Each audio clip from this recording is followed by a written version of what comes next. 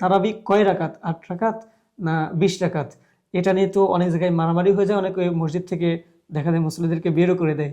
এই ব্যাপারে আপনার কাছে কোরআন এবং সহিহ হাদিস থেকে জানতে চাচ্ছিলাম। তারাবির ফজিলত সম্পর্কে তো আমরা বললাম। জি আমরা রমাজানে তারাবির সালাত যদি আমরা আদায় করি তাহলে রাসূল সাল্লাল্লাহু আলাইহি ওয়াসাল্লাম বলছেন ঈমান সহ নেকির আশায় তারাবির সালাত আদায় করলে পিছনের গুনাহ থেকে আমরা মুক্ত পাবো ইনশাআল্লাহ, মুক্ত হব ইনশাআল্লাহ, রাসূল সাল্লাল্লাহু আলাইহি ওয়াসাল্লাম বলেছেন। তো মূল কথা হলো যে আমরা এই ফজিলতটা পাওয়ার জন্য আমরা সবাই চেষ্টা করি। তো ফজিলত পাওয়ার জন্য চেষ্টা করতে গিয়ে আমরা ভাবি আমরা যদি একটু বেশি আমল করে করতাম তাহলে হয়তো নেকি বেশি পেতাম, কিন্তু আমাদের উচিত সুন্নাহ কোনটা সেটা খুঁজে বের করা অবশ্যই। তারাবির সালাতের ক্ষেত্রে।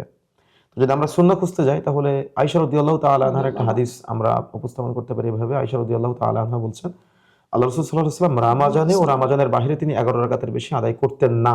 তার মানে তিনি রেস্ট্রিকশন দিয়ে দিয়েছেন জি যে 11 রাকাতের বেশি তিনি আদায় করতেন না। যেহেতু তিনি রেস্ট্রিকশন দিয়ে দিয়েছেন সেহেতু সুন্নাত এখানে সীমাবদ্ধ। অবশ্যই। তবে 2 রাকাত করে আপনি সালাত আদায় করতে পারেন, মাসনা মাসনা করে সালাত আপনি আদায় করতে পারেন, এটা হলো জায়েজ। তবে 20 রাকাতে গিয়ে সীমাবদ্ধ করা এটা রাসূল সাল্লাল্লাহু আলাইহি ওয়াসাল্লামের সুন্নাহ কর্তৃক প্রমাণিত না। জি তো আপনি যদি সুন্নাত পালন করতে চান তাহলে আপনাকে 8 রাকাত তারাবি, 3 রাকাত বিতর বা 10 রাকাত তারাবি, 1 রাকাত বিতরের সালাত আপনাকে আদায় করতে হবে। জি তো আমি যদি আপনাকে বলি এভাবে যে আপনি যদি সুন্নাত মানতে চান, আল্লাহর নবীর আমলটা মানতে চান, তাহলে আপনাকে 8 রাকাত তারাবি এবং 3 রাকাত বিতরের সালাত আদায় করতে হবে, এটা হলো সুন্নাহ। এর বাইরে গিয়ে 2 রাকাত করে যে কোনো সময়তে সালাত আদায় করতেই পারেন। এখন ওই আমলটা টেনে নিয়ে 20 রাকাত পর্যন্ত নিয়ে সীমাবদ্ধ করে দেওয়া এটা শরীয়তের সাথে বোকামি। মানে রাকাত বেশি করতে যাওয়া না, না। এবং তাড়াহুড়ো করা, অতিরিক্ত আমলে অতিরিক্ত নেই, কথা ভুল। আমলটা যদি রাসূলের পদ্ধতি হতে হয় তাহলে আমলটা সুন্নাহ পদ্ধতিতে হবে, তার মানে এটা নেকি বেশি।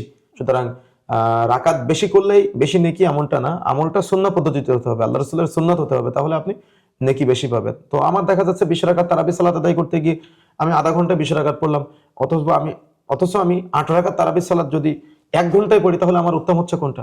যেটা আমি জি, স্থির হয়ে পড়ছি আমি ধীরস্থিরতার সাথে আমি এমন ভাবে তারাবি সালাত আদায় করলাম, 20 রাকাত পড়তে গিয়ে আমি সূরা ফাতিহা কখন পড়লাম বুঝতে পারলাম না, রুকু কিভাবে দিলাম, সাজদা কিভাবে দিলাম বুঝতে এখানে পারলাম না। আরেকটি বিষয় শেখ, যে যখন তারাবি সালাত আদায় করা হয় দেখা যায় যে খতম করা হয়, হাফেজ সাহেবরা যে এত দ্রুত পড়ে, অনেক টাইমে দেখা যায় যে লোকমা দেওয়ার জন্য পিছনে যে হাফেজ আছে সে বুঝতে পারতেছে ভুল হচ্ছে, সে বুঝতে মানে বলারও পায় না। এজন্য তো ওলামায়ে কেরাম অনেকেই বলেছেন তারাবি সালাতে খতম তারাবি পড়তে গিয়ে কোরআন মাজিদের সাথে যে জুলুম করা হয় এই জুলুমটা করা উচিত না। আপনি কোরআন মাজিদ শেষ করেন, 1 বার 2 বার 3 বার শেষ করেন, সমস্যা নেই, কিন্তু আপনি কোরআন মাজিদ শেষ করতে হবে বলে 1 পারা পড়তে হবে, প্রত্যেক রাকাতে এই পরিমাণে পড়তে হবে আগে থেকে ফিক্সড করে নিয়ে আপনি তাড়াহুড়া করে শেষ করে দিবেন, এটা তো ইসলামের শরীয়তের সাথে তামাশা করা।